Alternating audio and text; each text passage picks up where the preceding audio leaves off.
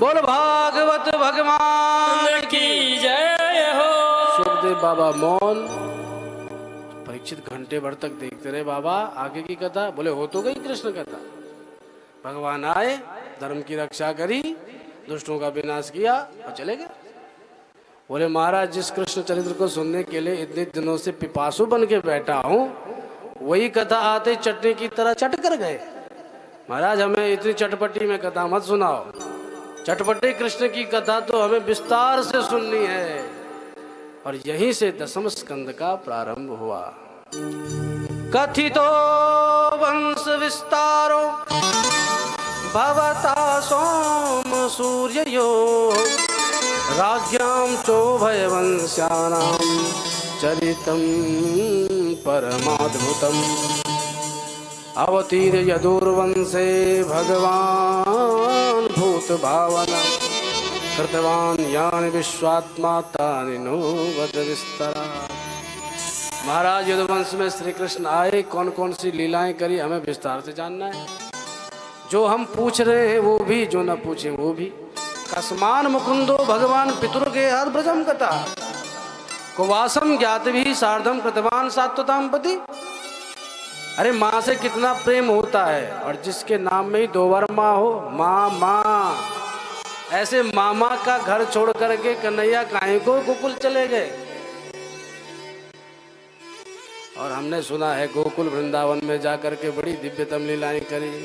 और कौन कौन सी लीलाएं करी, क्या क्या चरित्र करे। कृतवान तानि सर्वात्मा, जो भी उन्होंने लीलाएं करी हैं हम सब कुछ विस्तार से सुनना चाहते। तो प्रश्न किया तू सुनना क्यों चाहता है परीक्षित, भगवान से इतना प्रेम कैसे तेरा। बोले दो कारण है। एक तो भगवान की कथा सुधा में अवगाहन करने पर ही कली कल्मषों का नाश होता है।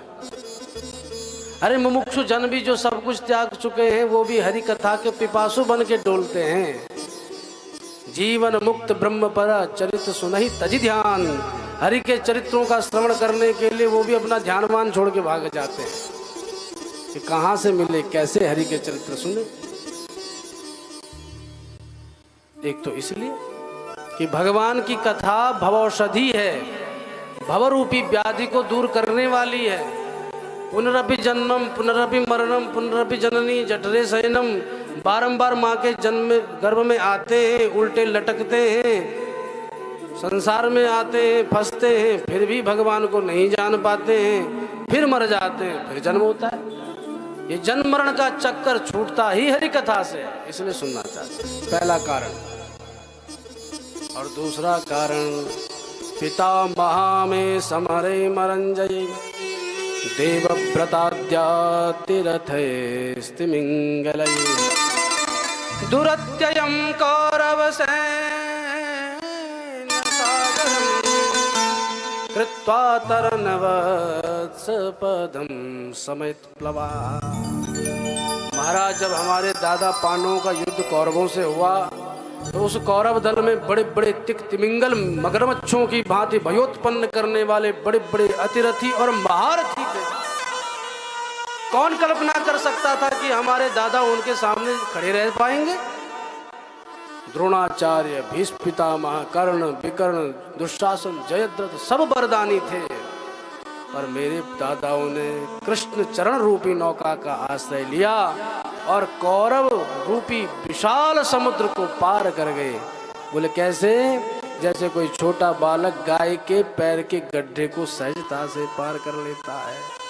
इसलिए श्रवण करना चाहता। हमारे दादाओं ने उनकी शरण ग्रहण की थी, बस यही कारण। बोले एक कारण और, हम तो मर ही गए थे माँ के घर में आकर उन्होंने भैया बन करके मेरी रक्षा करी। तो भैया होने के नाते भी मैं अपने बड़े भैया की कथा सुनना चाहता हूँ। गदगद हो गए और सुनाने लगे कृष्ण कथा।